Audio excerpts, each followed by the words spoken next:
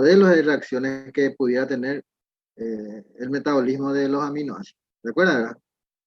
Uno era la carboxilación, por supuesto la carboxilación, descarboxilación, tiene que ser así, ¿verdad?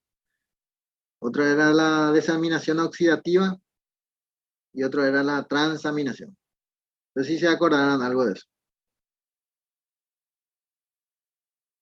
Entonces vamos a estudiar por partes para que podamos entender el esquema. Vamos a estudiar primero qué pasa con el grupo amino de los aminoácidos y después vamos a estudiar qué pasa con los grupos carboxilos y después qué pasa con la cadena de carbonos. ¿Te parece? Vale, profe. Eso es con el solo objeto de entender mejor nomás. Porque ustedes se van a dar cuenta ahora que esto aplicado a la clínica médica es elemental tener presente, tener unos conceptos claros. Porque si uno no tiene esos conceptos claros, eh, vamos a tener serios inconvenientes para, para interpretar resultados de análisis, para hacer los pedidos, inclusive para tomar decisiones. Porque de acuerdo a estos conocimientos, eh, bueno, según las estadísticas y la bibliografía, entre el 60 y el 70% de las decisiones médicas se refieren a resultados laboratoriales. Es decir, casi más de la mitad, no es que casi, más de la mitad de las tomas de decisiones eh, se hacen en base al laboratorio. Eso no lo digo yo, dicen las bibliografías. Y ahora yo lo repito, porque nos basamos en bibliografía. O sea que no es un parecer mío lo que quiero decir, sino que es un estudio estadístico que se hizo y se llegó a esa conclusión. Así como también se sabe, ¿verdad?, de que entre el 60 y el 70% de los errores cometidos en los laboratorios es en la toma de muestras. Es decir, que si se toma mal, ya se toma mal y esa muestra ya no se puede corregir. Va a dar un mal resultado. Entonces, cada vez más, muchos laboratorios son más celosos de la toma de muestras. Que generalmente el médico lo que quiere es que se le haga, no importa cómo se tome, ya puedo. Yo creo que eso es una falta de ética muy grande porque lo que uno quiere que se le haga nomás y porque quiere que aparezca nomás en la ficha médica un resultado. Pero si el resultado no sirve, ¿para qué quiere que aparezca ahí? ¿Se va a complicar el santo botón? Bien, eso va a ser tema otra vez. Supongo que ustedes, no sé si ustedes toman bioquímica clínica como, ya no recuerdo si es optativa eso o si era ya parte la parte se me perdió un poco. Creo que ese es Bien, anual, profe. no se me sale. Y es ahora Y en yo, el segundo yo creo semestre. que sí, yo creo que sí, una materia, o sea, una semestral, que sí o sí se Ah, lleva. Tercer bueno, año, creo. sí.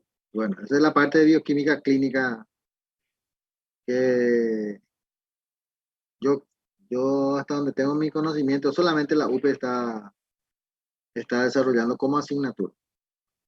Después hay una optativa que se llama interpretación de análisis laboratorial, que es otro factor muy importante. Pero todo se inicia en este punto que es la bioquímica. Y otro esquema también que nosotros siempre estamos peleando sostener con la profe Ana, es que esta bioquímica que nosotros estamos dando ahora, que en la nacional, por ejemplo, es odiada y recontra odiada, la facultad de medicina, la carrera de medicina de la UNA. ¿Por qué? Porque es una bioquímica muy pura, muy para bioquímico. Y está claro, ¿verdad?, que ustedes no están estudiando para ser bioquímicos, sino lo que nosotros tenemos que aprender es las cuestiones fundamentales y para qué sirve. Eh, por ejemplo, ¿para qué ustedes quieren saber la fórmula de la urea? ¿En qué le va a ayudar? Y prácticamente nada, o sea, yo sé que es importante para correlacionar con otros temas, ¿verdad? Pero que en eso se centre la enseñanza de la bioquímica no creo que sea conveniente, sino cómo se forma y ya está. Bien, entonces vamos a ver por el catabolismo de los aminoácidos, que es entonces el origen de los aminoácidos, ¿qué puede ser?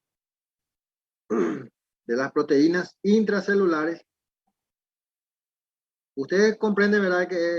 En qué caso podría ser proteínas intracelulares, ¿o no? ¿En qué sería, pues? Y ustedes saben, ¿verdad? De que nosotros tenemos células que mueren. Por ejemplo, los glóbulos rojos mueren entre 90 a 120 días, cada 90 a 120 días. Eh, ¿Y a dónde van esas proteínas? ¿Comprenden la idea, verdad? O los Los glóbulos residuos blancos. sería, pues. ¿Cómo? Los residuos serían entonces una proteína intracelular.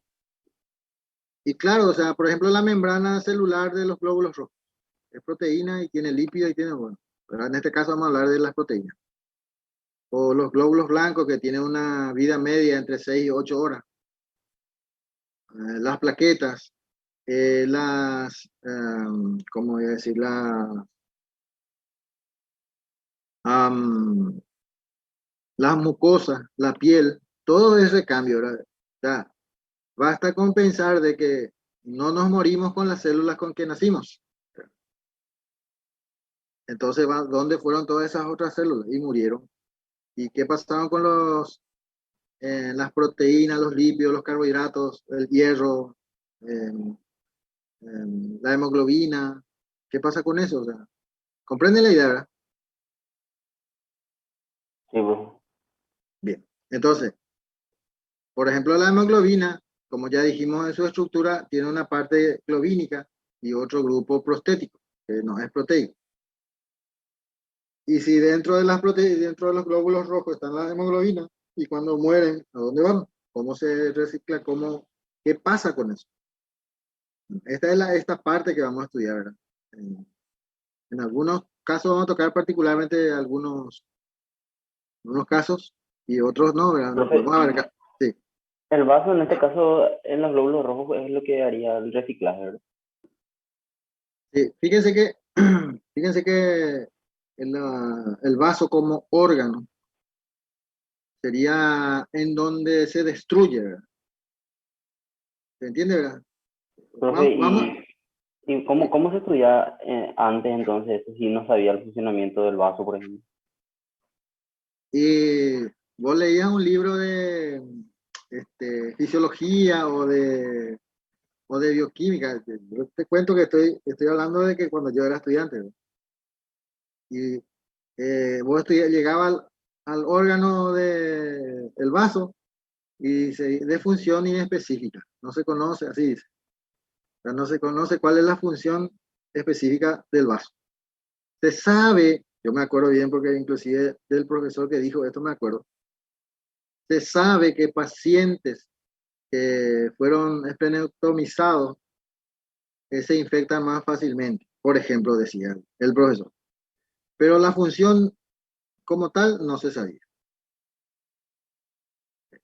Y ese era todo lo que decía el libro sobre el vaso, ¿verdad? No hay más desarrollo sobre el tema. Ese por un lado. Estamos hablando en esa época, no, bueno, es difícil entender para ustedes seguramente eh, que los textos llegaban cada 15 años, se cambiaban. A no ser que vos quieras leer libros en inglés, cosa que tampoco era muy estimulado en esa época. Entonces, ¿qué es lo que sucedía? Vos estudiabas más o menos 15 años atrás, es retrasado la ciencia. Entonces, ese era un factor muy importante. Yo les cuento, ¿verdad?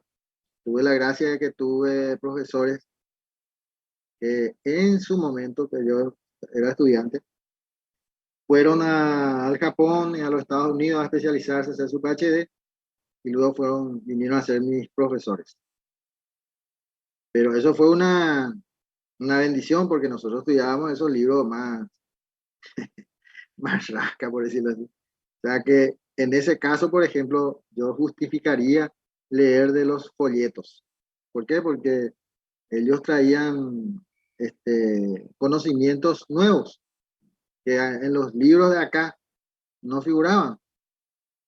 Luego, con este tema del internet y toda la bibliotecas virtuales, bueno, ahora ya no, no se puede entender cómo nosotros estudiamos así.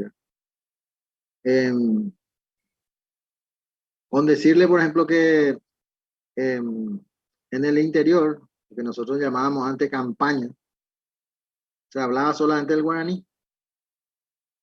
Solamente el guaraní se hablaba.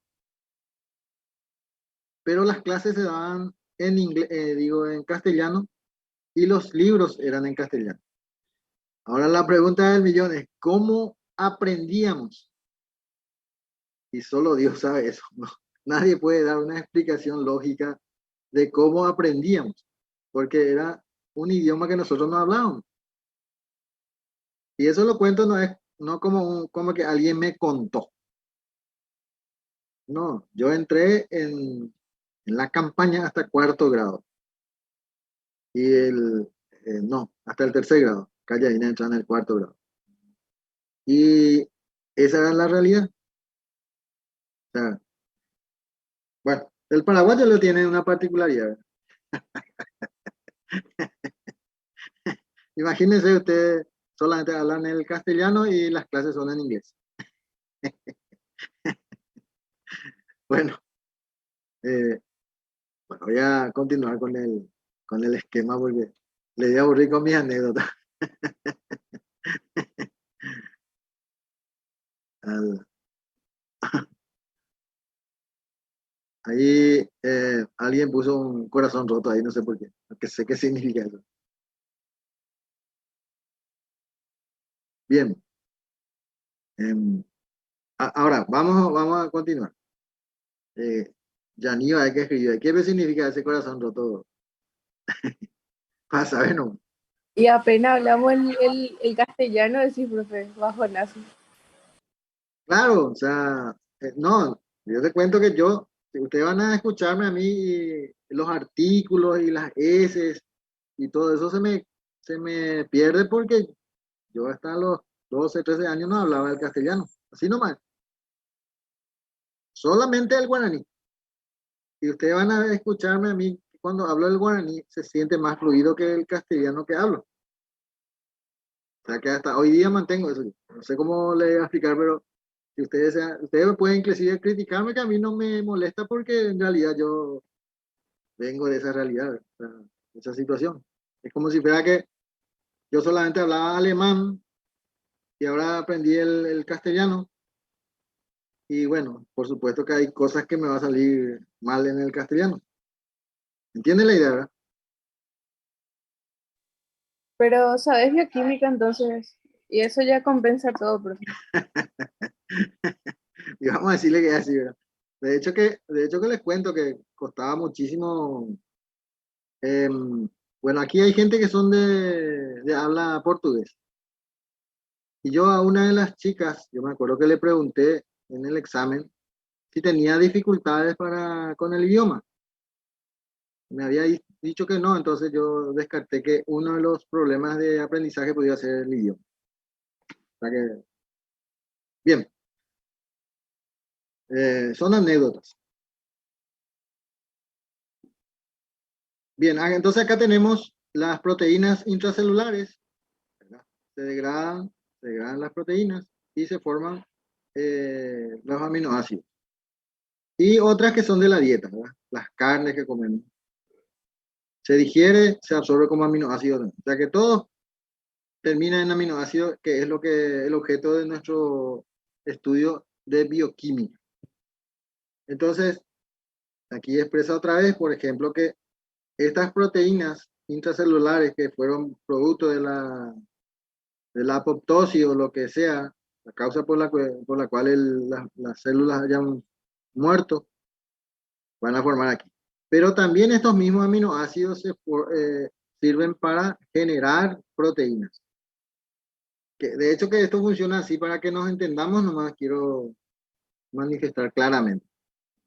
Y siempre pongo este ejemplo de que, por ejemplo, si a cualquiera de nosotros se nos arranca parte de nuestro músculo, y vamos a llamarle, en vez de decirle músculo, le vamos a llamar carne, ¿verdad? Ahí en el muslo, por ejemplo, un pedazo se te saca por el método que sea. Luego, para que eso se pueda rellenar o cicatrizar o lo que sea, necesitamos que se sinteticen proteínas, ¿verdad? Porque eso eran proteínas. ¿Estamos de acuerdo, verdad? Sí, profe. Bien. Entonces, ¿qué pasaría, por ejemplo, si nosotros decidiéramos rellenar eso con carne de vaca? Y le ponemos ahí y le vendamos bien, le limpiamos bien y le vendamos. O sea que haciendo como una especie de que las proteínas de las vacas, toro, lo que sea, ¿verdad? Los animales, pudiera reemplazar el pedazo de músculo que perdimos. Eso es inviable, ¿verdad? Es impensable eso. Y sí, profe. Se va a Sí, pudrir. se va a pudrir, exacto. Bien. Eh, bien, pero sin embargo, nosotros necesitamos de esa proteína de ese animal para que pueda cicatrizar, porque si nosotros no consumimos proteína, probablemente va a cicatrizar, pero en años. En años. ¿Entienden lo que digo? Entonces, básicamente todo lo que ocurre,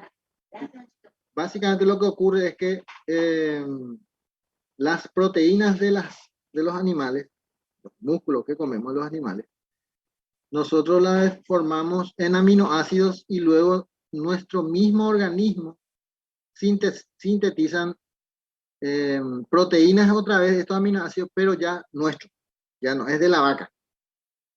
¿Y cuál sería entonces la diferencia entre esa proteína? Bueno, estoy citando la vaca como ejemplo, pero vamos a continuar más con eso. Y nuestros propias proteínas. ¿Cuál sería la diferencia?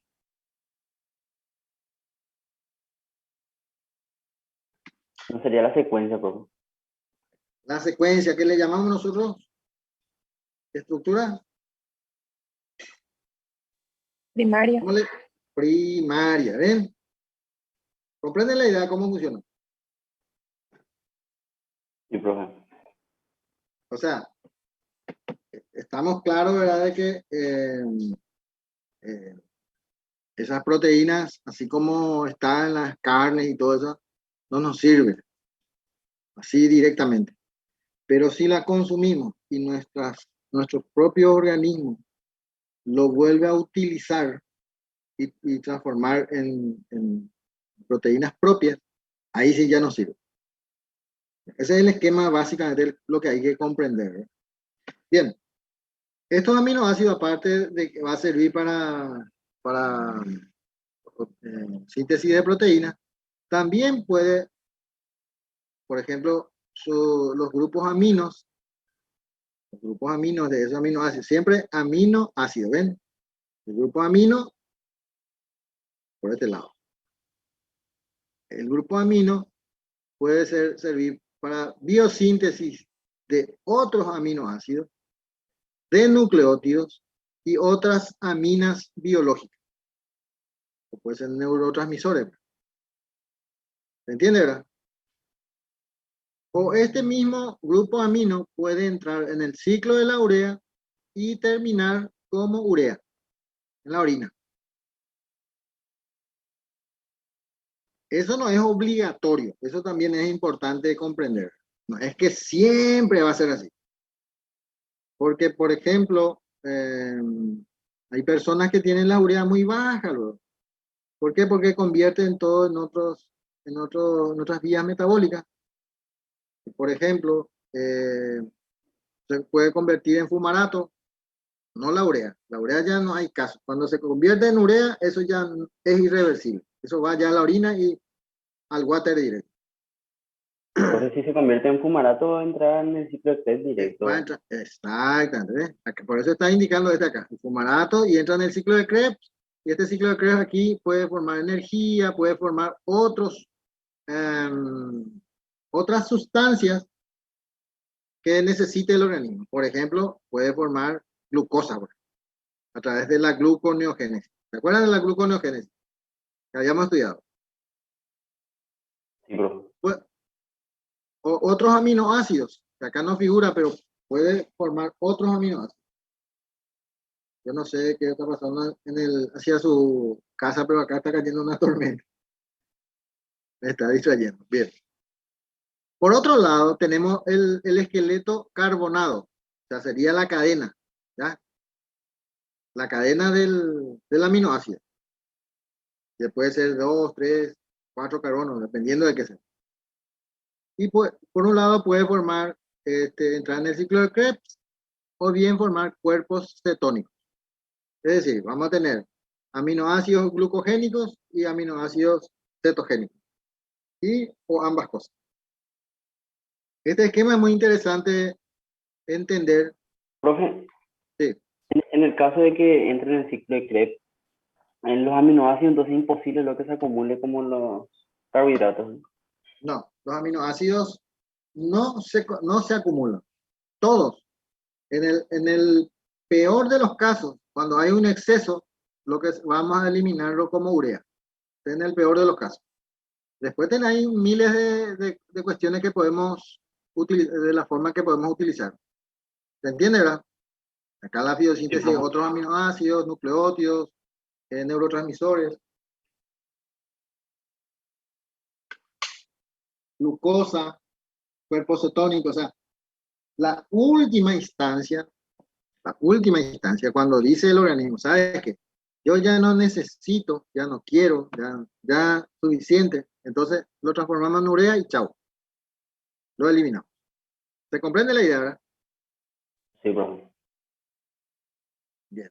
Lo que me olvidé, no les mencioné, es esta primera parte que era muy importante. Gracias. Que este grupo amino que estamos hablando ahora mismo, que sería este sería la fórmula o el dibujo de la urea. Ven que por cada molécula de urea eliminamos dos moléculas de grupos amino. Esto es elemental. ¿Por qué? Porque el amonio o el amoníaco, como quieran llamarlo, es una sustancia tóxica para el organismo. O sea que no puede acumularse, se acumula y va a crear serios inconvenientes a nivel del sistema nervioso. Sí, nivel sistema nervioso central y nivel hepático. Es decir, es hepatotóxico y neurotóxico. Por eso no podemos vivir mucho tiempo si no tenemos riñones. ¿Por qué? Porque el grupo amino se va a acumular en el sistema, eso va a dañar el hígado o el sistema nervioso central. Eso es fundamental. ¿Sí? De hecho que Profe, en el caso de que salga como amoníaco del cuerpo, bro, como eso, amoníaco, disculpa, no te entendí. si no, y viste que en la orina saldría como urea, ¿verdad? ¿Cómo urea? Sí, señor. Y si saldría como amoníaco, profe, eso No, no podría no, ser un problema de riñón. no se puede eliminar como amoníaco. Eh, ¿Por qué no se puede eliminar como amoníaco? Porque el amoníaco, ni tampoco se puede sudar el amoníaco. Les cuento esto porque justamente en uno de estos años, uno de los muchachos me pregunta si se podría sudar amoníaco. Y entonces la pregunta que yo le hice, ¿y por qué me pregunta eso? Porque tiene alguna razón para preguntar eso. Y me dice, no, lo que pasa es que a veces cuando yo juego fútbol, por ejemplo, eh, y sudo mucho, mi ropa se huele como de amoníaco, a amoníaco. Bueno, eso no es suficiente evidencia para pensar de que se pueda eliminar la urea, digo, el amoníaco, o la urea, igual, da lo mismo, por el sudor. Y entonces la pregunta que surge es, ¿y cómo es que mi sudor tiene olor a amoníaco? Esa es la pregunta que me hizo. Bien, casualmente hoy en día se utilizan detergentes amoniacales, es decir, que las ropas se lava con el detergente que no todos, ¿verdad? Pero de repente puede ser que, porque tampoco no todas las ropas huelen a amoníaco cuando uno suda, ¿verdad? Este, pero casualmente probablemente este chico, su ropa se habrá lavado con detergentes amoniacales. Y por eso al sudar se hidroliza y despide, porque el amoníaco en realidad es gaseoso. Profe, el amoníaco y el antimonio no son lo mismo, o No, parecido. el antimonio es un pseudometal. Y ese no Y podía liberar amoníaco. no, no tiene nada que ver porque es metal. Es como, esto que voy a decir es una burrada desde el punto de vista químico, pero solamente para que entiendas te voy a decir. O sea, si ustedes dicen en un foro científico que yo dije que esto es así, yo voy a negar. ¿Entiendes? Pero solamente con el objeto de entender voy a decir. El antimonio es como el hierro, ¿comprenden? Un metal. Y el amoníaco es una sustancia, ¿cómo se llama? Binaria, gaseoso. Entonces, binaria es porque tiene dos elementos, ¿verdad? Es amoníaco y es hidrógeno. Y sin embargo, el antimonio es un metal, en realidad es un pseudometal, y es una molécula, es un átomo. ¿Comprenden? Si Tipo, no, si no comprendieron, yo voy a repetir nomás. O sea, es importante discriminar una molécula y un átomo. Todos los metales son monoatómicos. Podemos llamarlo molécula todo lo que quieras, pero es monoatómico. Sin embargo, los no profe, metales, sí. y el antimonio al reaccionar con algo no libera olores. Bien, El antimonio. el antimonio es un veneno, para comenzar. Es como el mercurio, es como ¿cómo se llama el otro? Eh, el azufre también, que es veneno, pero nosotros podemos metabolizarlo. Fíjense un detalle muy importante para comprendernos, ¿no? Las sustancias que son tóxicas, generalmente nosotros no lo podemos metabolizar y se vuelven tóxicos. Por ejemplo, la urea es un veneno para nosotros. Pero ¿cuándo es veneno? Cuando no lo podemos eliminar. ¿Y por qué es veneno cuando no lo podemos eliminar? Y porque ya no lo podemos metabolizar. ¿Comprenden? Ya no lo podemos convertir en otra cosa. Profe, ¿y qué es cierto ahí? Por eso yo leí un artículo que decía que generalmente, o sea, mucha gente tiene reacción a su ropa porque está compuesto de antimonio y poliéster, las ropas baratas. El antimonio puede ser que tenga, en realidad puede ser que se haya pasado por sustancias con antimonio. Pero le va a salir muy caro porque el antimonio es bastante caro, ¿verdad? No es así, que digamos, muy barato. O sea que para abaratar costos no sirve el antimonio. No sé si Se puede Sí, profe. comprender. Sí, sí, sí, ya, profe. O sea, si vos me decís los productos Nike tienen antimonio para, no sé, que tener mayor flexibilidad, bueno, hasta ahí te puedo creer porque Nike es un producto caro y pueden utilizar este antimonio o otra sustancia que consideren que le pueda dar algunas propiedades a las prendas. Pero ropas baratas no creo. Bien. Ok, profe.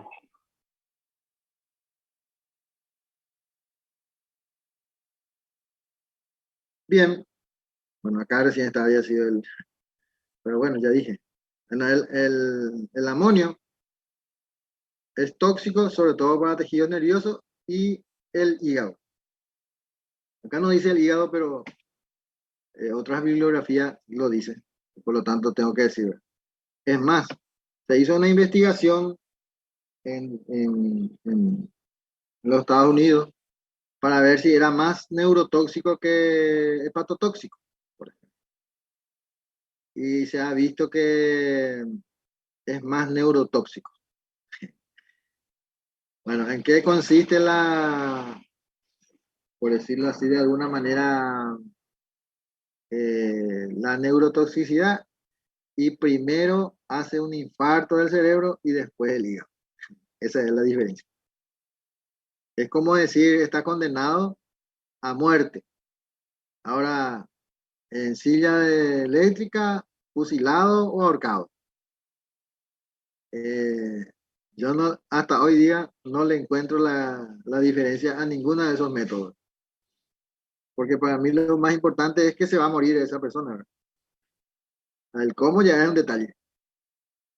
O no sé, cada uno puede tener diferentes opiniones sobre ese punto, ¿verdad? Pero ven que el derecho humano, por ejemplo, ya no defiende la pena de muerte, pero sí defiende la forma en que se va a morir. Y a muerte defienden. Yo no perdería mi tiempo para eso. Yo particularmente.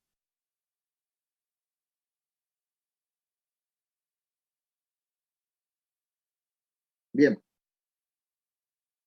El segundo punto es que el amoníaco se convierte en urea en el hígado. ¿Ven? Hígado.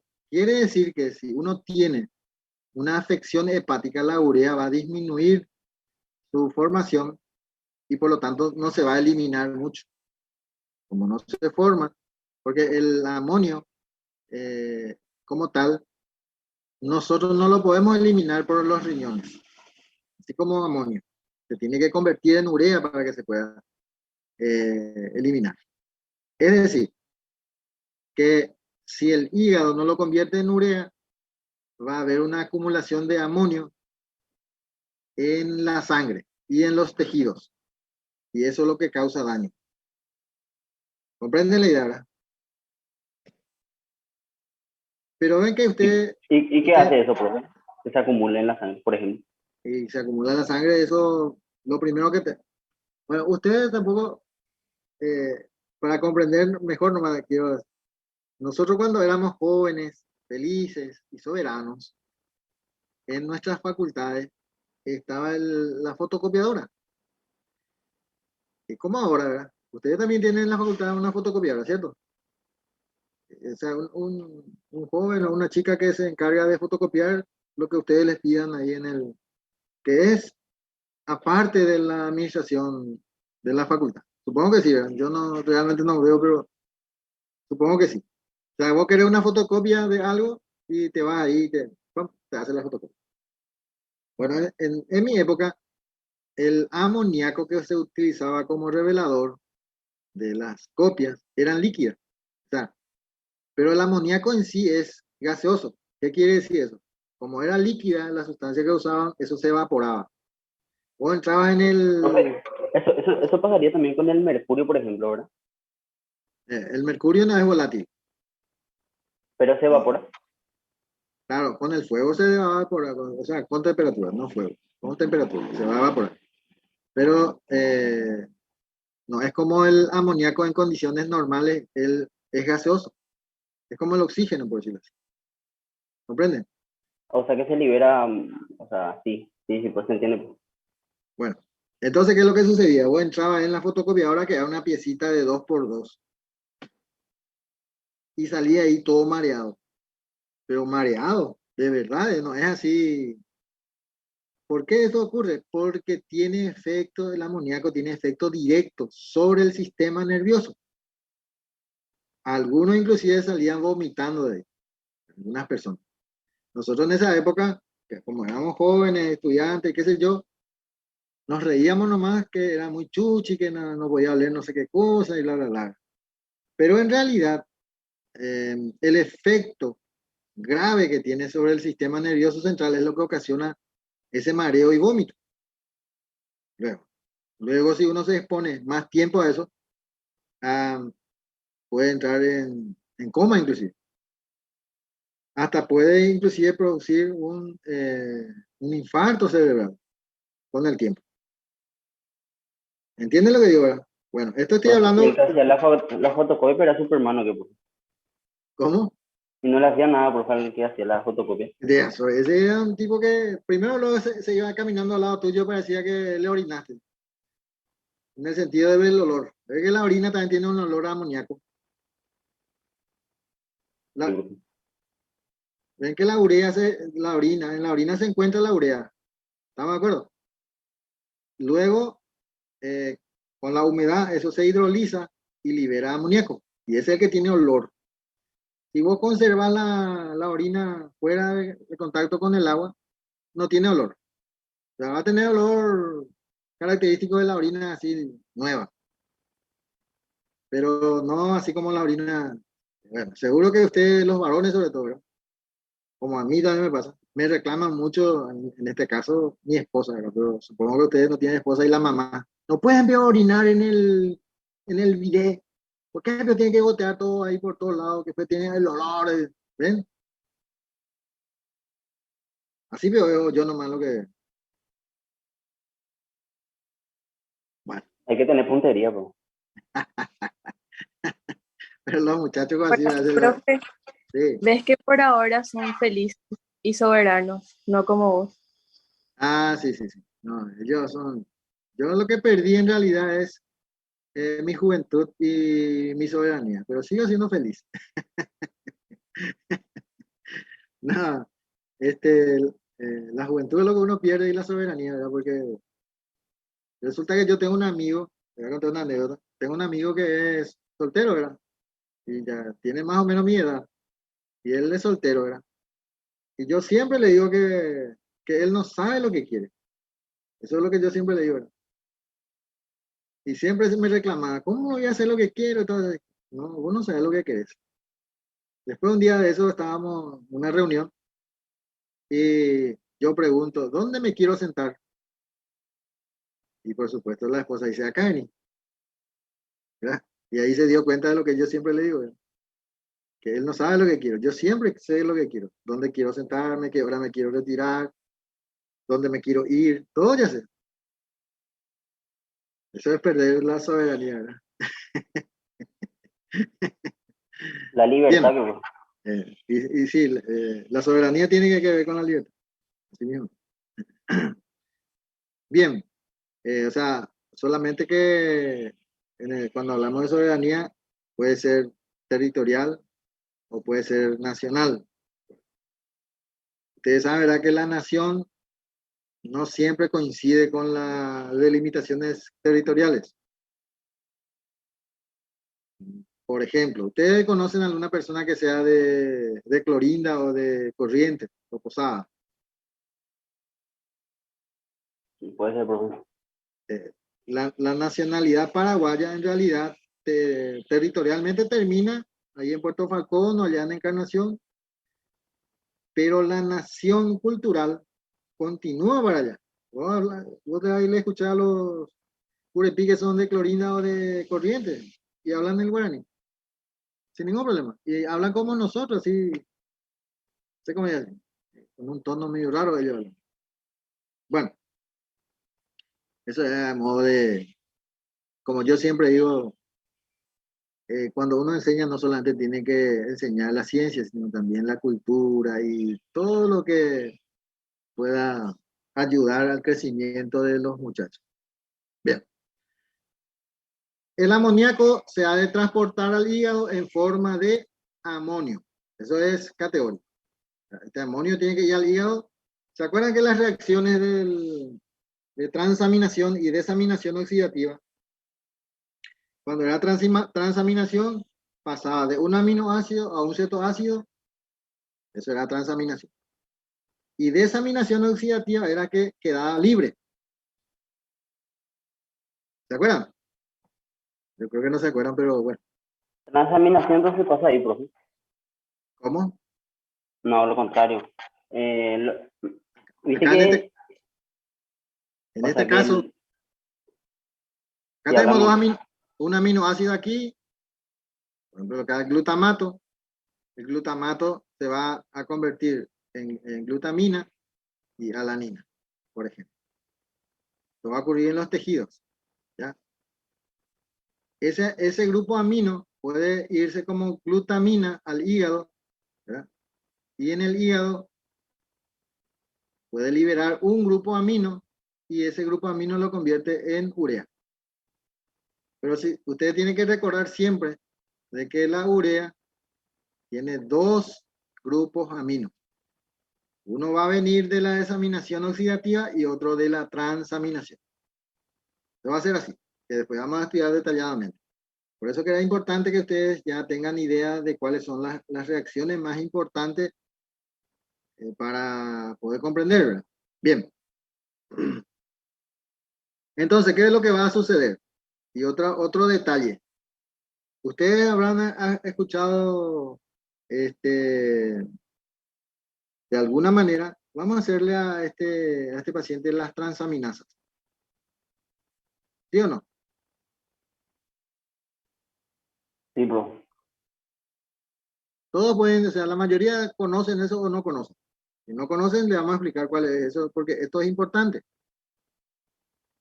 Explicándome, profe. Explicar, bueno, Explícanos allá entonces. Bien. ¿Se acuerdan de la reacción transaminación?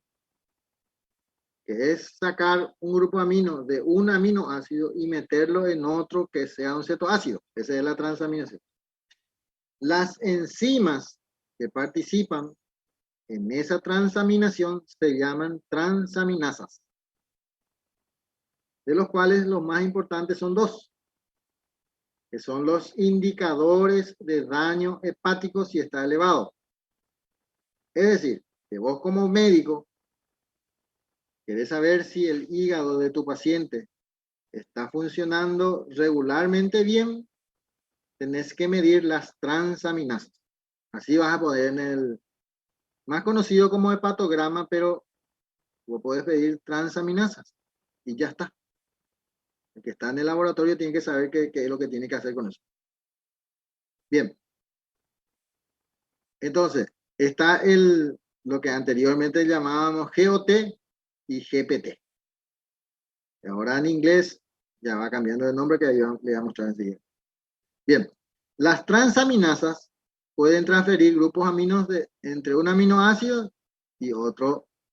Por ejemplo, la glutaminasa genera grupo amino y glutamato a partir de glicina. ¿Qué significa esto? Que esta glutaminasa en realidad lo que hace es una desaminación, no hace una transaminación. Por eso que libera grupos aminos. ¿Comprenden? Sí, profe. O sea que, por ejemplo, acá, este glutamato, acá, de este grupo aminoácido, cualquier aminoácido, va a sacar un grupo amino, lo va a incorporar dentro del glutamato y automáticamente se convierte en glutamina. ¿Se entiende, verdad? Eso sería en los tejidos. Esta glutamina pasa en sangre, va al hígado, ¿ven? Y aquí va a ocurrir una desaminación oxidativa y va a liberar un grupo amino y eso se va a convertir en urea, que sería la segunda, el segundo grupo amino de la urea. ¿Estamos de acuerdo? Profe, el grupo amino no forma para un huevo nosotros. No usamos para nada el grupo amino. Sí, sí, no, eso usamos, en este caso, cuando ya vamos a eliminar ya, en el caso de que ya usemos todo, acá está el grupo amino, ¿ven? Este grupo amino igualito. Una parte podría entrar en el ciclo de la urea para formar urea. Otra parte podría formar biosíntesis de otros aminoácidos o nucleótidos. O, por ejemplo, neurotransmisores, colinérgicos, etc. O bien puede pasar también al ciclo de Krebs y formar otra sustancia como glucosa, puede formar cuerpos cetónicos, ¿se entiende? ¿Verdad? Muchas cosas. Lo que sí te tiene que quedar bien claro es que como última instancia, va a formar la urea. No es la primera instancia. No es que todo lo que las proteínas que vos comés va a formar urea. No, eso no es cierto. La urea ya es el producto final, es el desecho. Ya no sabe más qué hacer con el resto de grupos amino que existen. Lo convierte en urea y lo eliminamos por riñón. Profe, eso sería si no necesitan, entonces, ¿verdad? Claro, cuando ya no necesita. O sea, por ejemplo, una persona desnutrida, eh, este, que necesita mucho músculo, por supuesto que va a utilizar ca- casi todo para formar proteínas y un restito, vamos a tener, por ejemplo, eh, entre 10, 11 o 8 de urea. Por ejemplo, los niños que están en etapa de crecimiento, está claro que como está creciendo, necesita muchas proteínas, no solamente consumir proteínas, sino sintetizar proteínas. Por supuesto que si todo funciona bien, si no hay ningún problema patológico, va a sintetizar más proteína y va a eliminar menos. O sea, ¿se entiende, verdad? La urea hace mínimo. ¿Se entiende, profe? O sea que va a depender mucho de la condición fisiológica o patológica de la persona para que esto ocurra. Pero lo importante es que nosotros vayamos entendiendo o tenemos claridad, porque esta es la introducción nomás. Pues vamos a ver ahora así los detalles, así como hicimos con los carbohidratos. Hicimos una pequeña introducción y después los detalles, paso por paso, para ir viendo qué vitamina participa aquí, qué grupo funcional se transfiere, todo. Bien, el glutamato deshidrogenasa produce también lo que llamaríamos una desaminación oxidativa. Aquí entonces en vez de formar el glutamato, en vez de formar glutamina, va a formar alfa-cetoglutarato del glutamato. Y la glutamina sintetasa o sintasa incorpora grupos aminos en glutamato para formar glutamina. Es decir, aquí. Para formar esta glutamina, ¿dónde está la glutamina acá? Esta, eh, esta glutamina necesitamos una glutamina sintasa. Algunas enzimas del ciclo de la urea es la carbamil fosfato sintetasa o sintasa, que condensa en la primera reacción, condensa CO2 con amoníaco o amonio para dar carbamil fosfato, que sería en la primera reacción del ciclo de la urea. Y otros ciclos de que después vamos a ir viendo. Esta es la pregunta que siempre yo hago en el examen. Y no lo hago por malo, sino lo hago porque mostramos. Si mostramos es porque podemos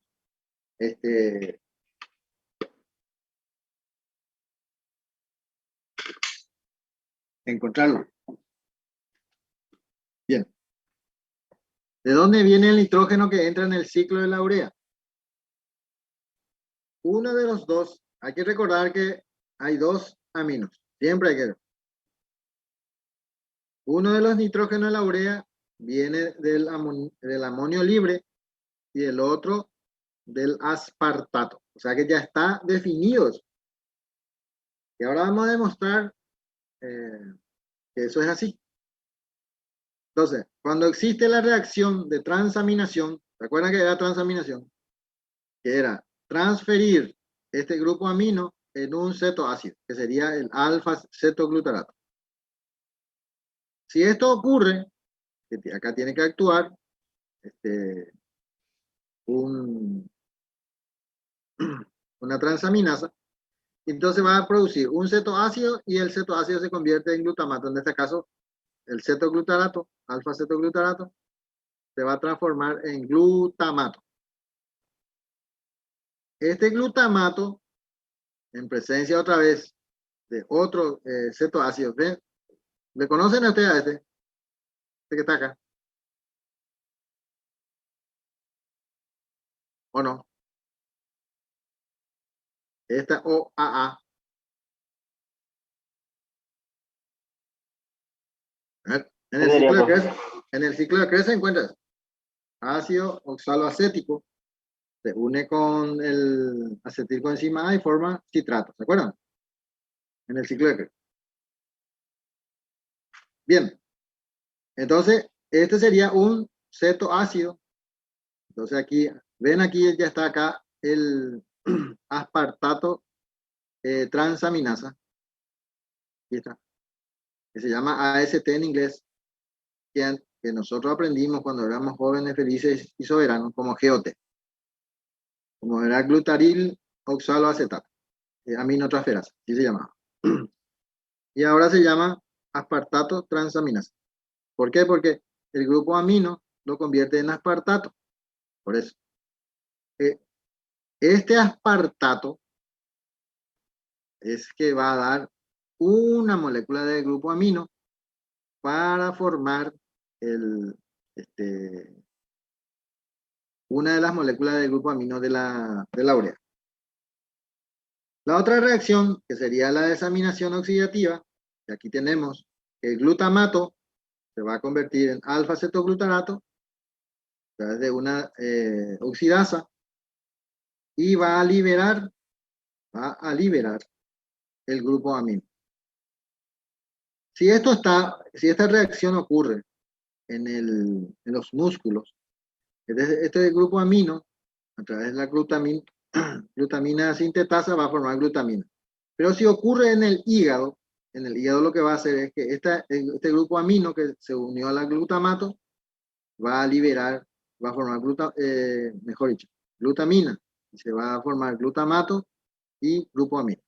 Esto sería las dos formas de tener grupos aminos libres.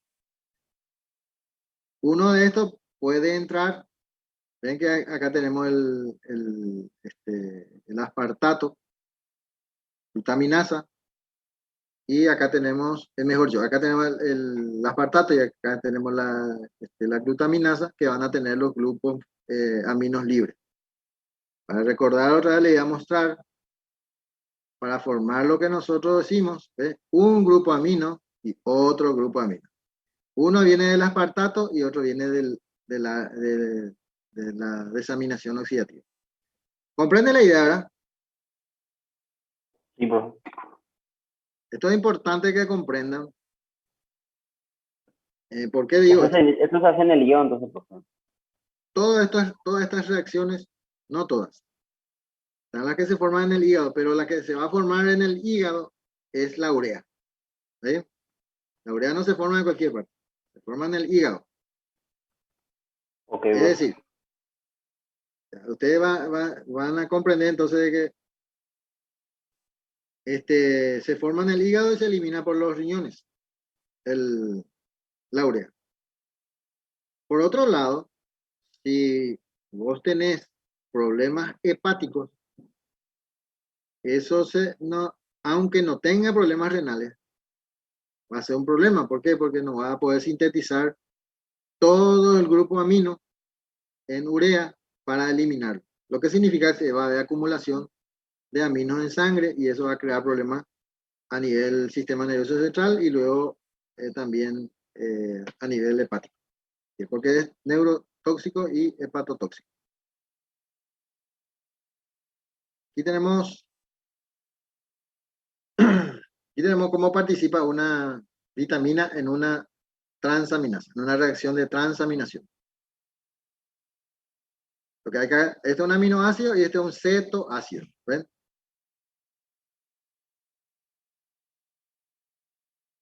Se movió un poquitito. ¿Y las transaminasas cuál era su función? Que este grupo amino lo va a pasar aquí, a este grupo, a este ceto, este es un grupo ceto. Un ratito que acá también hay un pequeño error. Un grupo ceto ácido. ¿Ven? ¿Estamos de acuerdo?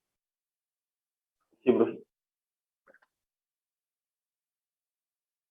Aminotransferasa es lo mismo entonces, ¿verdad, profe? Y transaminasa. Transaminasa, y luego podemos ponerle el nombre, ¿verdad? Bien. ¿Ven que se acuerdan cuál era la función de una proteína? Digo, de una vitamina. Transportar, profe. Transportar, ¿qué cosa? Esa parte. Grupos, Grupo funcional. ahí. Acá se puede ver claramente eso, ¿eh? El grupo amino, es un grupo funcional, amino, que va a ser cortado, por decirlo así, por una transaminasa, o sea que ¡pum!, se va a cortar. Ahora necesitamos que alguien transporte para introducirlo dentro de esto, de otra molécula. Eso se llama vitamina B6. La función de la vitamina B6 es transportar el grupo amino a otro grupo, a otra especie química, que en este caso sería el cetoácido. ¿Ven? ¿Estamos de acuerdo? Sí, profe. Y esto se llama fosfato de piridoxal, la forma activa. Y piridoxamina, la forma inactiva. O sea que inactiva sería que ya está llevando y ya no puede llevar otro. Esta es la forma activa. Esta es la forma inactiva. Es decir que este se va a volver otra vez activa cuando entregue su grupo amino, se va a volver otra vez activa. ¿Estamos de acuerdo? Sí, profe. Entonces, fíjense ustedes, un detalle muy importante. Si ustedes quieren estimular la formación de aminoácidos o la síntesis de proteínas en cualquier estadio de la, del paciente, ya sea uno convaleciente, que en crecimiento, hay que darle vitamina B6. ¿Entienden la idea? Vamos a suponer que tu paciente salió de cirugía y querés que rápidamente cicatrice y bien. Entonces hay que darle proteínas de donde van a obtener los aminoácidos para sintetizar su propia proteína, pero también hay que aportarle vitamina B6, porque de lo contrario no se va a transformar rápidamente en lo que uno quiere. ¿Se entiende lo que quiero decir, verdad? Sí, profe. O sea que el tratamiento sería, bueno, estamos de acuerdo. Ven que cuando yo le hablo parece ser que ese es el único tratamiento que hay. No.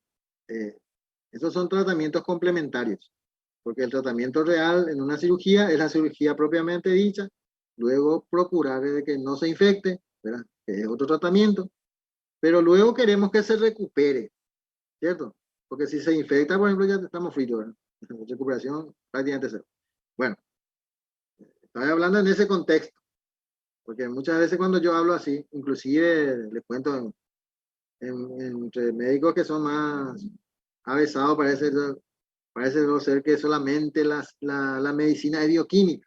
No, no es así, sino que cada chancho en su estaca.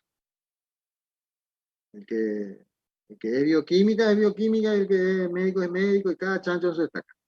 Pero no por eso se tiene que descartar el conocimiento del otro. A eso nomás lo que voy. Todo todo es en favor del paciente. Esa es la realidad de la milanesa. Bien. Entonces ustedes se dan cuenta aquí que lo que quiero hacer notar, que aparte de aprender que en la transaminación ocurre este fenómeno, tiene que participar una vitamina, que en este caso se llama vitamina B6, específicamente. ¿Se acuerdan, verdad? ¿Se acuerdan, por ejemplo, bueno, después le voy a mostrar otra vez. Hay otro. No hay que apurarse. Yo nomás a veces me apuro y quiero mostrar todo de una vez.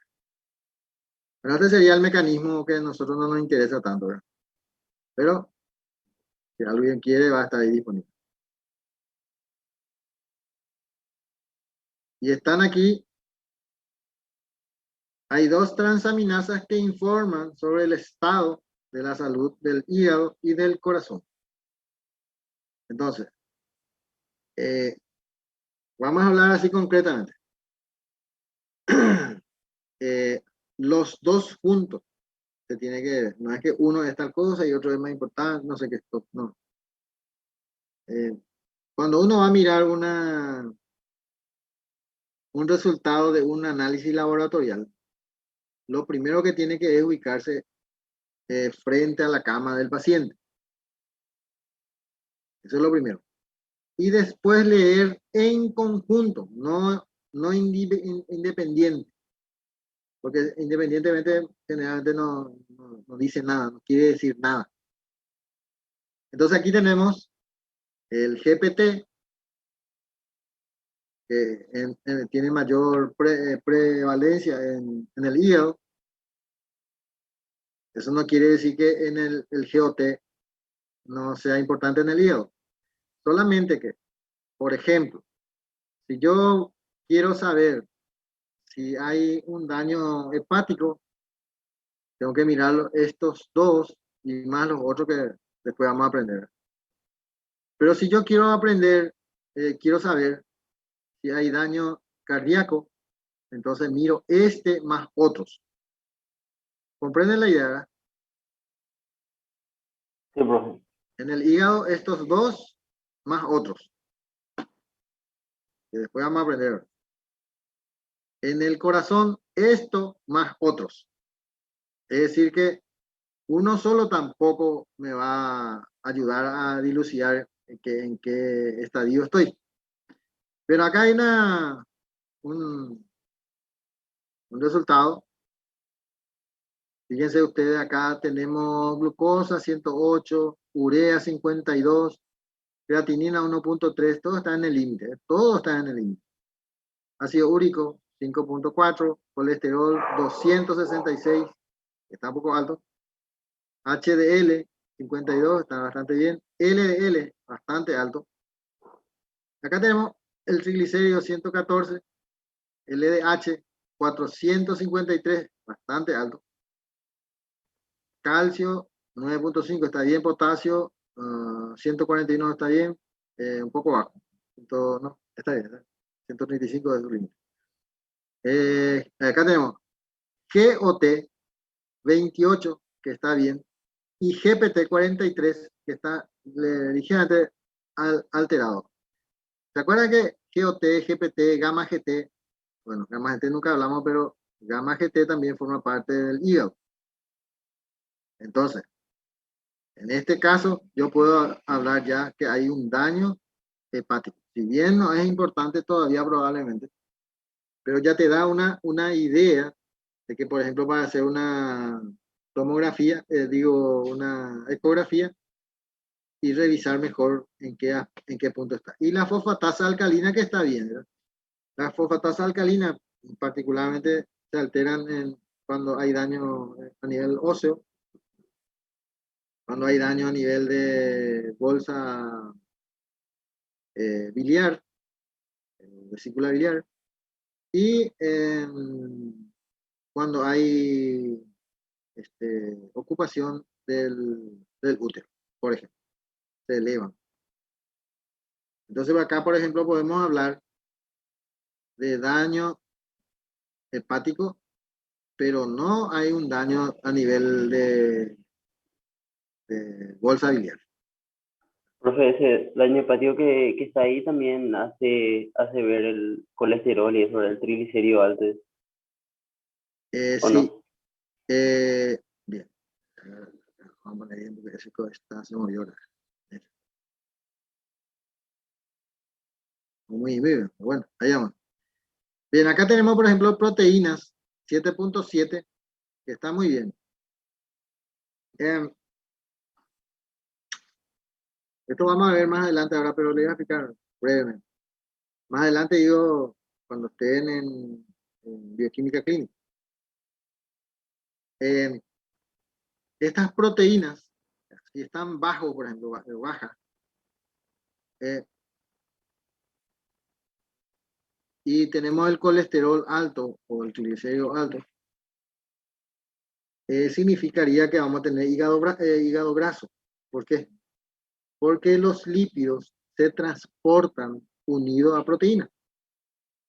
Si vos tenés baja la proteína, no hay forma de transportarlo y se acumula en el hígado. ¿Comprenden? Profe, ¿podría ser una solución entonces más ingesta de proteínas?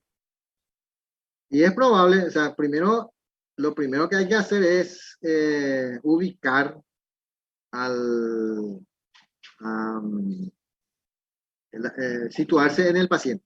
Eso es lo más importante. Por eso siempre digo, estos valores así sin que yo sepa ni de qué se trata, si yo no sé la historia clínica del paciente, no sé si nada no sé del paciente, no tiene ningún sentido. Yo puedo, como tirotear al aire. ¿Entienden lo que digo, verdad? Esto tiene que estar aplicado a un paciente en particular y con una condición fisiológica o patológica en particular para que tenga validez estos resultados. Es decir, vos por ejemplo me decís, ¿sabes qué? No puedes leerme el resultado de mi abuela. Y yo te voy a decir que sí, de leer es fácil, pero no sé si la voy a pegar porque no sé ni de qué se trata ¿cómo se llama? No sé ni de qué se trata, en qué situaciones es tu abuela.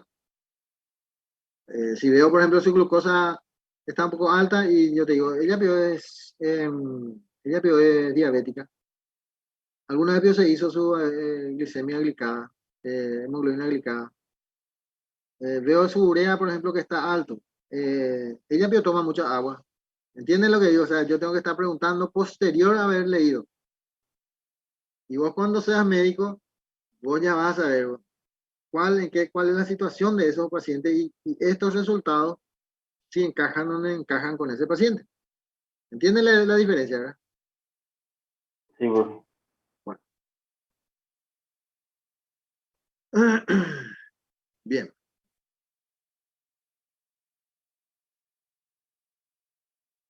Bueno, esto es lo que va a ocurrir. Eh, Ven, acá tenemos al glutamato. Este es el grupo amino, ¿ven? Acá. Este es el que se va a liberar, gente, a través de la glutamato deshidrogenasa. Porque acá hay una desaminación oxidativa. Entonces, y esta reacción es reversible. O sea que puede ir hacia acá o hacia acá. Y está regulado en esta dirección está favorecido cuando el ADP está bajo. Y está inhibido esta dirección cuando GTP está abajo. O sea, mejor dicho, alto. Entonces, inhibe esto acá en esta dirección. Estimula este hacia acá en esta dirección. Y en esta dirección, ¿ven? O sea que el alfa-cetoglutarato va a incorporar otra vez este grupo amino para formar glutamato. Esto va a ser a través directamente del glutamato deshidrogenasa, que va a utilizar como vitamina al NADPH o el NADH. ¿Bien? Acuérdense que esto es vitamina, NAD es vitamina. Es decir, que va a estar regulado en forma alostérica a la glutamato deshidrogenasa. Se dan cuenta que acá, por ejemplo, allá aplicamos lo que se llama regulación alostérica. cuando estudiábamos enzimas, teníamos que saber qué era regulación o qué era estimulación o inhibición alostérica. Bien. Entonces, esto ocurre en mitocondria. Si ustedes entonces se dan cuenta, esta reacción no puede ocurrir en glóbulos rojos, porque glóbulos rojos no tienen mitocondria. Muy sencillo. Acá tenemos otro esquema. ¿Ven? La glutamina. Ven que la glutamina tiene un grupo amino más que el glutamato. Esa es la diferencia entre uno y otro. Acá tendría que estar, antes aquí, tendría que estar la glutamina sintetasa o sintasa para formar esto. Y para liberar otra vez el grupo amino, tiene que estar la glutaminasa. En este caso, hay una desaminación, pero no es oxidativa. Es a través de una hidrólisis que va a liberar un grupo amino. Tanto este grupo amino, liberado por desaminación oxidativa, como una hidrólisis, sería la glutaminasa, estaría formando la urea. Ambas reacciones ocurren a nivel mitocondrial en la urea, en el hígado. ¿Se entendió esto o no? Sí, profe. Ven aquí, este es el glutamato, ¿verdad? Si este glutamato, acá este mismo grupo amino, o vamos a suponer este grupo amino, si esto ocurriera en los músculos, esta reacción, si ocurriera en los músculos, que va a estar libre este grupo amino, y acá se va a unir al glutamato y va a formar glutamina. Esta glutamina va a pasar a sangre, va a ir al hígado y va a ocurrir esta reacción. ¿Ven? Va a liberar otra vez glutamato. Este glutamato va a pasar otra vez en sangre, va a ir a los músculos y va a traer otra vez otro grupo amino. Y así sucesivamente. No sé si me entienden la idea. Sí, profe. ¿Está todo bien? ¿Todos entienden eso?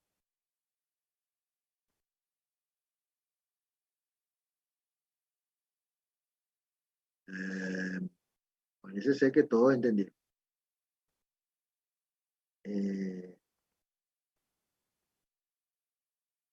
Luz Tilner, ¿vos está ahí? Sí, estoy, profe. ¿Y entendiste? ¿No? Más o menos, allí engripado ahí. De tuyo paite. Ponme lo tuyo. Qué bárbaro. Está grave. Bueno, ahí está Ulises Gabriel López. ¿Entendiste vos, Ulises? Ponemos otro Ulises. ¿Eh? Ulises. Ulises Osvaldo. Osvaldo Ulises. Sí, Ulises no. De Ulises. Ah, Sí. ahí van. Lo mismo, van. Regresa la. Yo tenía un compañero de facultad que se llamaba Gualberto.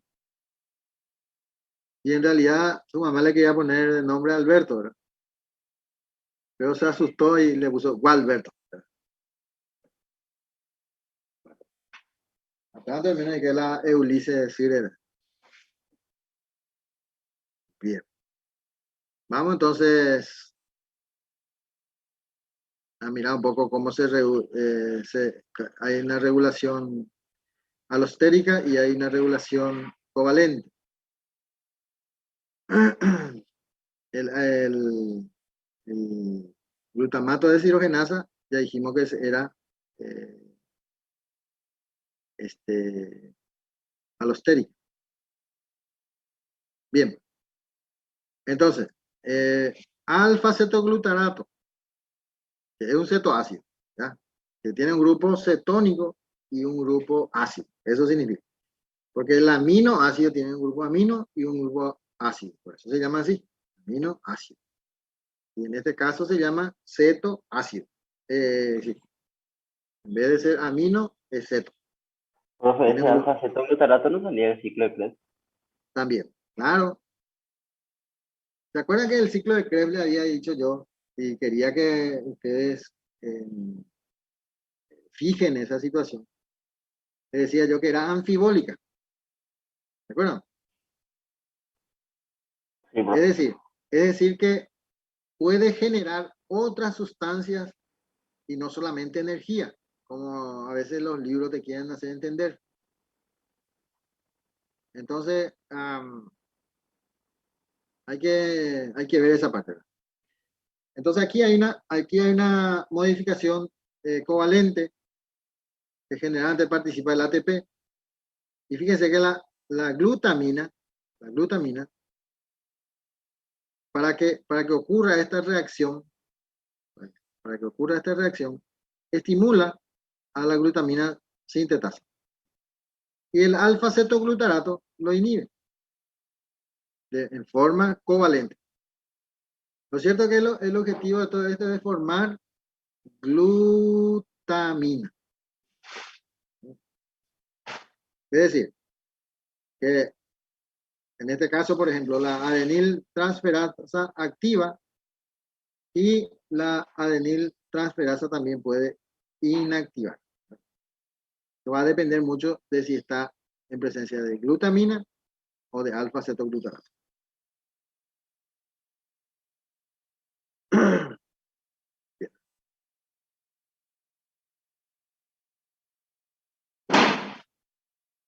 Corro. Aquí, esto ya habíamos visto, no hay necesidad de volver a que vimos hace rato. Entonces aquí vamos a ver qué es lo que ocurre en general. Acá tenemos músculo, acá hay músculo, acá hay hígado y el resto de los tejidos. Entonces, si nosotros empezamos a utilizar proteínas, por ejemplo, un deportista utiliza proteína en gran cantidad para reponerlo. Utiliza, después sintetiza, utiliza, después sintetiza. Pero lo que utilizó, lo que vamos a ver qué es lo que pasa. Se va a componer aminoácidos, no solamente los deportistas, también los viejitos. Nosotros tenemos ya lo que se llama miólisis natural, que es lo que producimos, que la mayoría, seguramente la mayoría de sus padres o abuelos tienen una pierna finita y los brazos también un poco ya no tan firmes. Estoy hablando en general, no todos, capaz que algunos mantengan. Bueno, entonces, ¿por qué? Porque hay lo que se llama miólisis. O sea que sus propios músculos se convierten en aminoácidos, ¿verdad? A través de una transaminasa, forman glutamato, ¿verdad?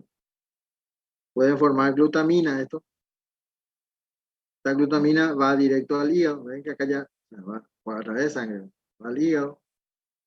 Acá hay la glutaminasa, esta glutaminasa libera el grupo amino, ¿aquí está?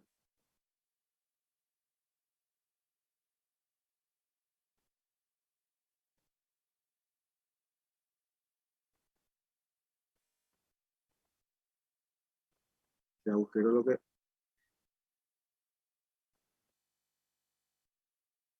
Ahí está el grupo amino. Este grupo amino, todo en el hígado, ¿eh? Y esta glutaminasa al liberar el grupo amino va a formar glutamato. Este, este grupo amino a través de este glutamato va a formar, y así sucesivamente.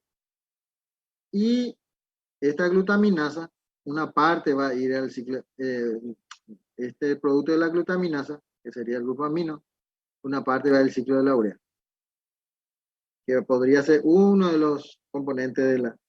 Y aquí está el aspartato, ¿ven? Que va a aportar el otro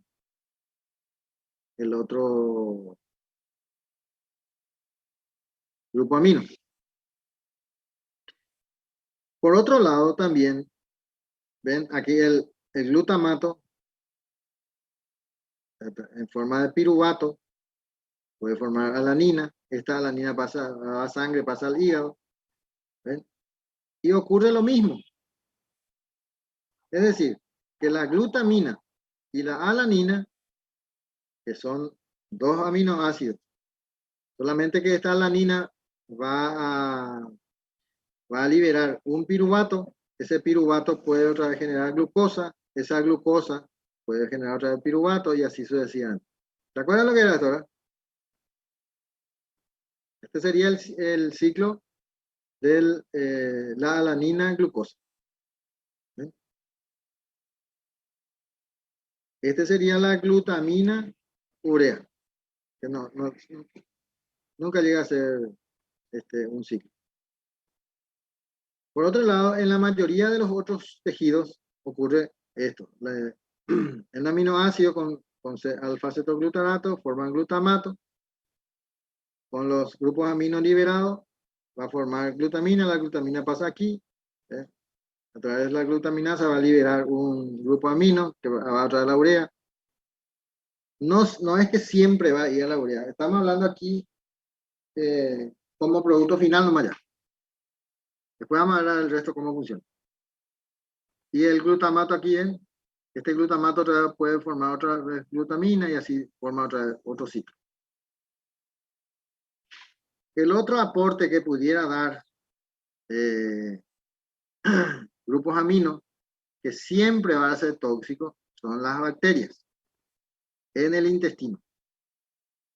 Es decir, que las bacterias tienen capacidad de descomponer las proteínas intestinales y producir gran cantidad de grupos aminos que son absorbidos, se va al hígado. Si es demasiado la producción, eso va a crear una patología. Claro que eso siempre está más o menos regulado, ¿verdad? Pero vamos a suponer que uno tiene una flora intestinal muy elevada y tienen disponible gran cantidad de proteínas en el intestino, y eso sí puede ocasionar inconvenientes. Y va a ser tóxico. Va a producir el mismo efecto que siempre. ¿Se entiende lo que digo, verdad? Sí, profe. ¿Qué causaría, por ejemplo, eso, pues? Y el mismo, problema del sistema nervioso central y hepático. El mismo como si fuera que es de la sangre. Cuando el hígado no funciona o hay una intoxicación que desvíe el metabolismo, también puede ocasionar ese drama. ¿Estamos de acuerdo? ¿O hay algo que no se entendió acá? ¿Entendió, profe? ¿Se entendió? Eso, muy bien. Sí, profe. Bueno, vamos por acá específicamente lo que se llamaría glucosa, alanina glucosa, que sería otro esquema. Que ya vimos allá, quise, ¿ven? El piruvato, vamos a partir del piruvato. O mejor, vamos a hacer una actividad muscular. Vamos a hacer ejercicio. ¿Sí? Acá, glucosa, vamos a usar a nivel muscular glucosa. Entonces, la glucólisis. Estamos hablando acá que este piruvato, recuerdan que podía haber entrado en el ciclo de Krebs o formar lactato, por ejemplo. De hecho que acá falta un proceso en realidad. Y este piruvato se va a convertir en lactato y el lactato se va a convertir en piruvato. Esa es la realidad de la milanesa. Hasta hoy día yo no puedo comprender por qué en los libros no aparecen así. Pero bueno, porque Profe, esta es la man... Sí, escucho. el lactato lo que se va a convertir en alanina. Alanina, así mismo. ¿Se acuerdan que, ¿se Ok. acuerdan que, ¿se acuerdan que yo les puse un ejemplo? Personas como yo que no hace mucho ejercicio, de repente se sube la escalera o hace un ejercicio un poco intenso, se forma lactato porque la reacción final era anaeróbica en los músculos, y entonces el piruvato se convierte en lactato, ¿se acuerdan? Cuando estábamos estudiando carbohidratos. Profe, y luego ese lactato se transforma otra vez en glucosa, ¿verdad? Con el tiempo. Y al final ese lactato, ¿cómo es que desaparecía? ¿Se acuerdan? Que después de 2 o 3 días eso desaparece, ya no duele más, desaparece. Pero ¿y cómo desaparece? Es la pregunta, ¿verdad? Y desaparece porque justamente ese lactato va a convertir en alanina. Esa alanina va a ir al hígado, va a liberar su grupo amino, ¿ven?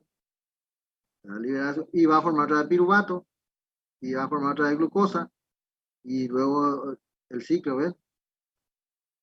Así, ¿ven? Ese sería el mecanismo.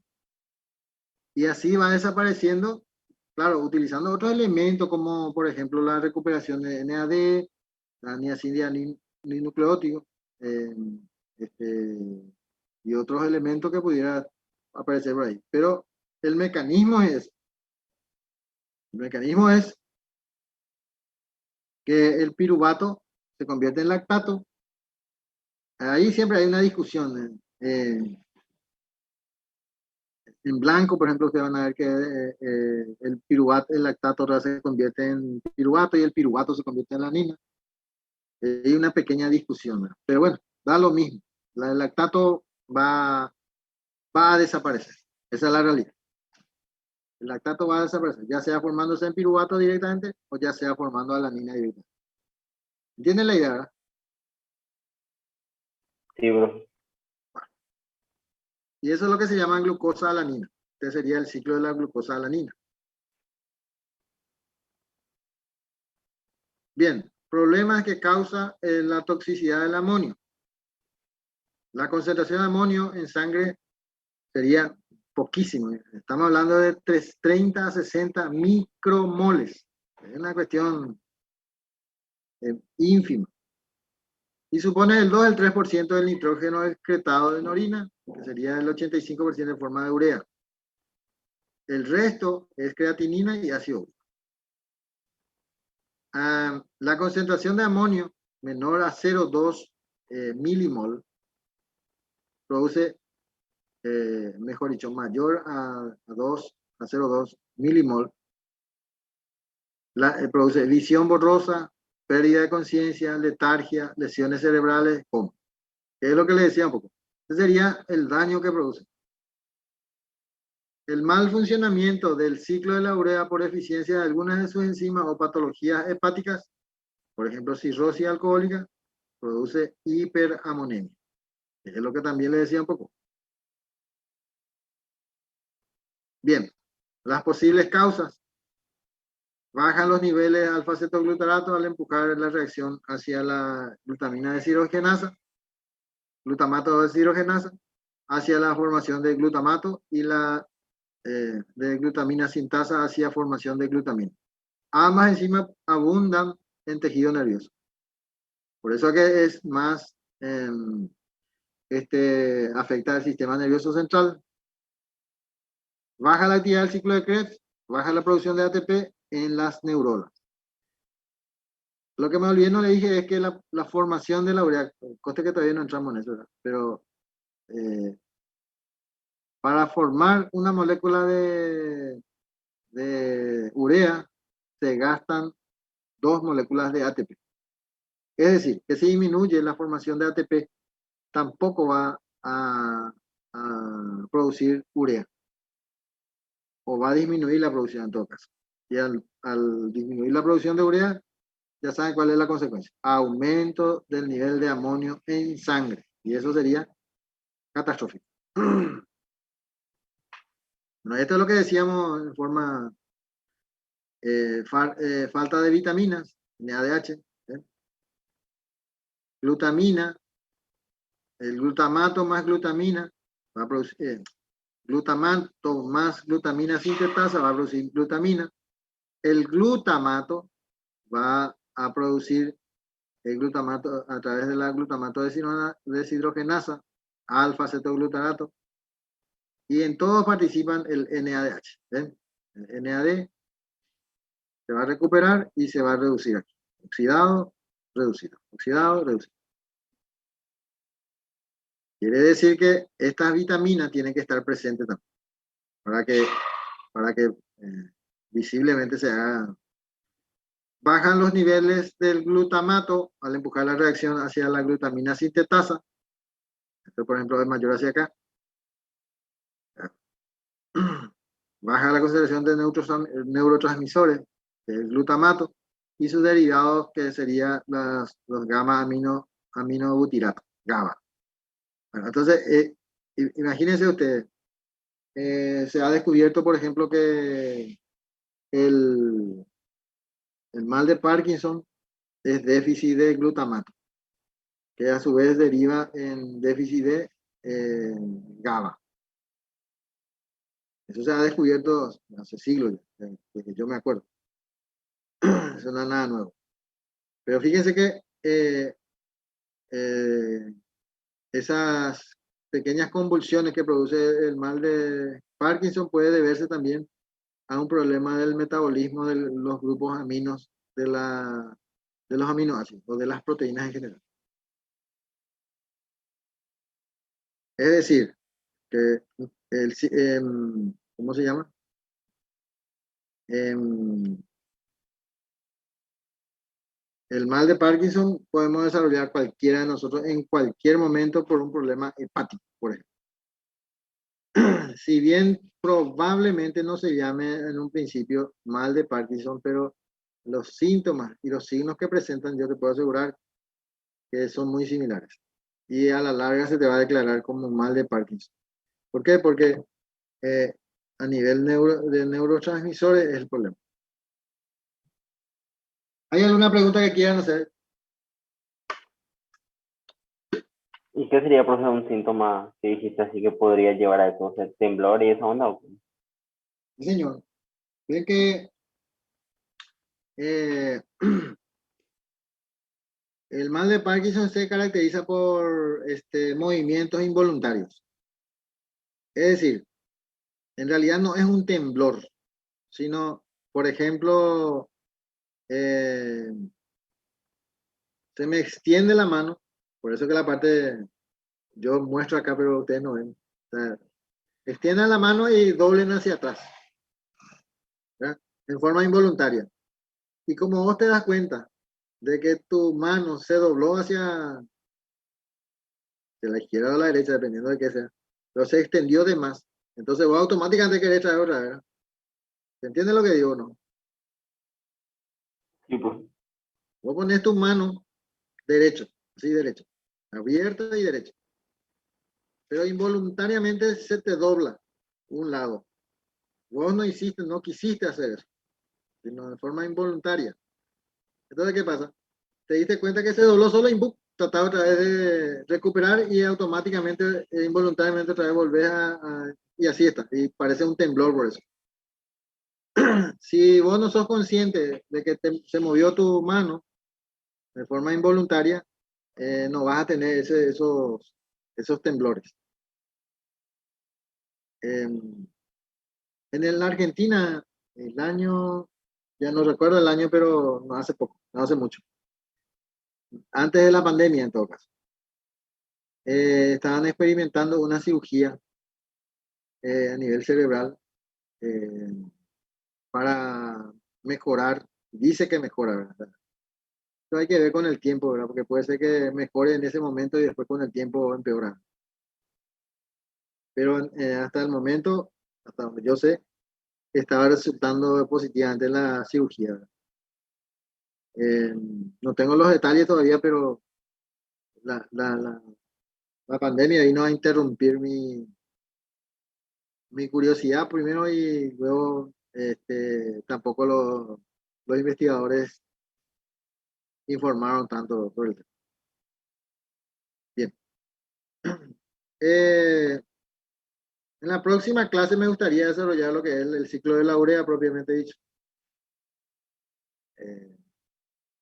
Y no me gustaría empezar y no terminar bien. Y por un lado. Y por otro lado, el próximo jueves vamos a tener presencial. Em, yo creo que vamos a mejorar nuestro aprendizaje, no solamente el aprendizaje, sino también la enseñanza, ¿verdad? Profe, ¿cómo hacer un proyector o algo así? ¿Cómo? se va a compartir el proyector y ahí he explicado cómo haremos. Sí, ahí va a haber un proyector y yo le voy a explicar. La diferencia es que va a haber ahí pizarra, por ejemplo, yo voy a dibujar. Hay cosas que yo quiero dibujar que acá no puedo hacer. Quiero dibujar para mostrarle mejor algunas cosas. Y lo otro es que acá, por ejemplo, yo no sé, ven que yo pregunto, ¿comprendieron? Y yo doy por comprendido independientemente a que sea sí o no. En el presencial, pues yo sé quién atiende y quién no atiende. Usar nuestras caras. Se escuchó como un robot. Y boom, bam, boom. No te entiendo. Su señal, creo que. Y señal. Pues Culpa de mejor es. Carte, bro. ¿Eh? Vuelva a Culpa de caer. Carte, bro. No sé quién fue la que habló. Envió un mensaje. Se fue la luz. Sí. Y no te escuché bien, Yaniva. O sea, no te escuché, o sea, escuché, no voy a mentir, escuché pero no entendí, que es la forma correcta de decir eso. Bueno, la idea es mejorar un poco el aprendizaje por una cuestión muy sencilla. Eh, Como esta es una asignatura básica, si ustedes aprenden mal, eh, no, no, al contrario, si yo les veo a ustedes que no entienden que es cierto también, el profesor se da cuenta cuando una persona no está entendiendo. Entonces, lo que hacemos generalmente es forzar a que se entienda. Eso no quiere decir que vamos a ser violentos ni nada por el estilo, sino forzar en el sentido de que si yo me doy, te puedo poner como ejemplo, a ver a quién le puedo poner como ejemplo. A Ana Chamorro le voy a poner como ejemplo. ¿Puede ser?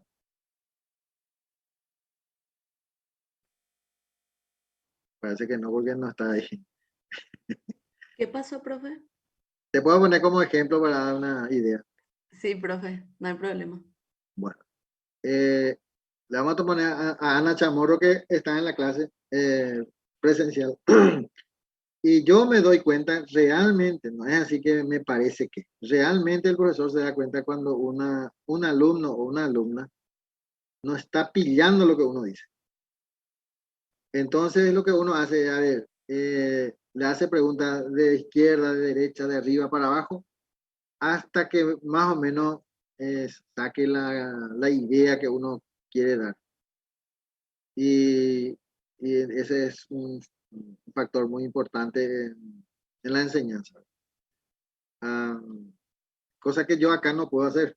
Yo no sé, excepto Santiago, que siempre pregunta, siempre, bueno, puedo decir que más o menos comprendió, ¿verdad? Pero las otras personas ni idea tengo y te da un medio miedito así cuando, menos mal no se hace una especie de auditoría, cosas así en la enseñanza.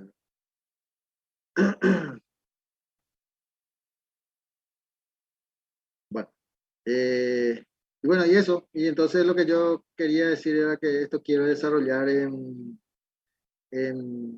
la próxima clase y va a ser presencial en la misma hora de siempre, ¿verdad? Eh, y nada, y eso. Y también ya vamos a ir haciendo estamos viendo la posibilidad de hacer un poco de laboratorio con la doctora Ana por grupos y entonces eh, mejorar esa parte. Si bien los laboratorios que estamos haciendo en bioquímica son muy básicos, de cualquier manera yo creo que ninguno o muy pocos de ustedes tendrían la experiencia de un laboratorio real, en donde uno ve algunas reacciones y pueda explicar por qué ocurrieron esas reacciones, eh, que es la idea general. Ojalá que podamos cumplir con ese objetivo. Bien, y en vista de que mucha gente quiere no salir, pero eh,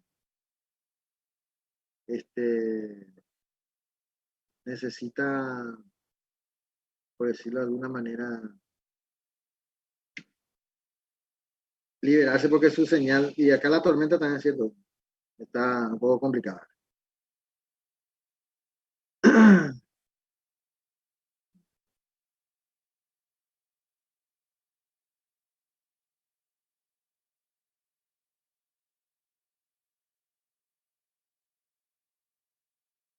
Por ejemplo, una persona que tenga Parkinson, pero al dormir también tiene su movimiento involuntario. ¿Cómo?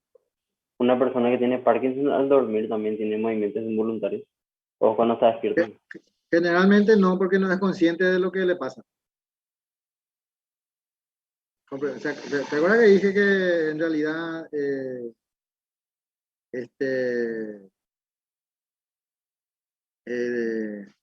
al estar consciente de un movimiento involuntario es lo que te obliga a temblar, por decir así? Entonces, generalmente, bueno, cuando uno está durmiendo y sobre todo si va a depender mucho de la profundidad del sueño, ¿verdad? Y después Ok, hay una parte también que vamos a ver, unos medicamentos que se utilizan para Parkinson y el mecanismo por el cual